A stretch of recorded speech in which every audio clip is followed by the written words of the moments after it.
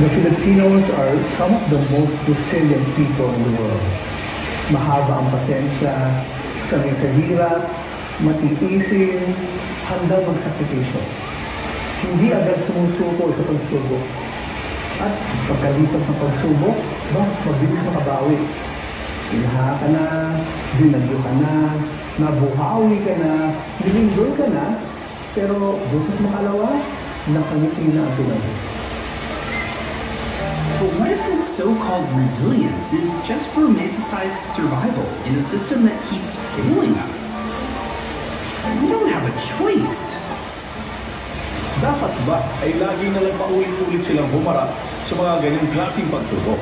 Di ba? Kung pwede naman gawa ng programa na pangmatagalan para maiwasan na ang ganitong mga klaseng problema na paulit-ulit lang nangyayari from one decade to the next. Eh bakit kailangan resiliency ng Pilipino? Asahan mo? But we have to start realizing that we have our own language, we have our own culture, we have our own standards. You don't allow the outside to define you. You don't allow all the standards to make and break you or tell you you're bad, you failed, you're ugly. Ang problema kasi sa atin, hindi pwede magsalita ang kabataan sa mga seryosong usapin. Bakit hindi po kami subukang pakinggan? What makes the Filipino even more resilient is his deep faith in God. Therefore, my beloved brothers, be steadfast, immovable, always abounding in the work of the Lord, knowing that in the Lord your labor is not in vain.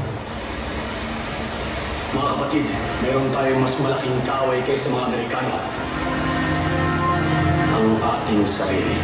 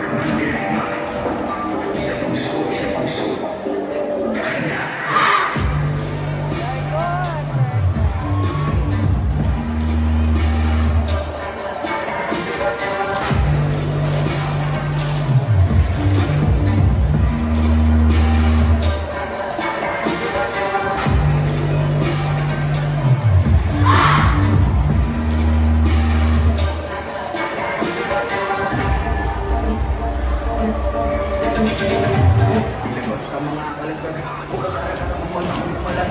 Di mo ba nakikita yung mga nasa lao? Mga palang nadala-dala yung mga sayo. Mga katawan na katapal na bakal. Wala tayong labag mo kawa sa kawan. Pero basa kasama natin palibong. Di mo ko na lang umiti sila tinagpunta.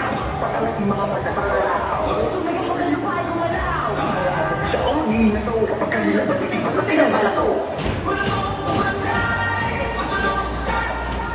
Maghintay ka lang ang mga timbal.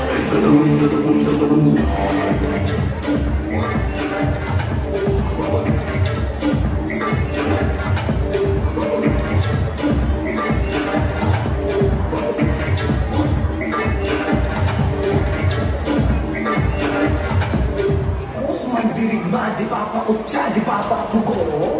Puso magdirigma, di papadikta.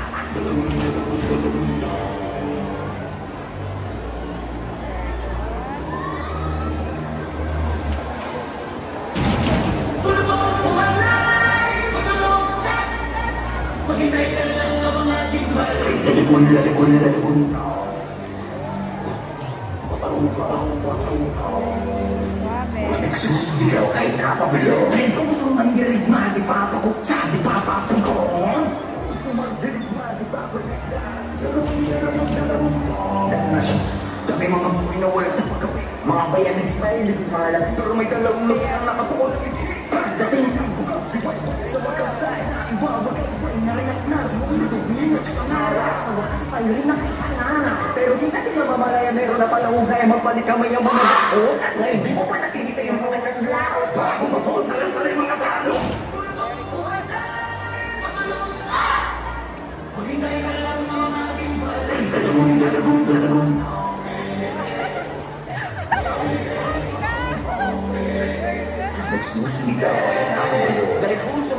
man, di papaputya, di papaputya. Sumandirig ka, ipapalik ka, at kahit nabuta na buto.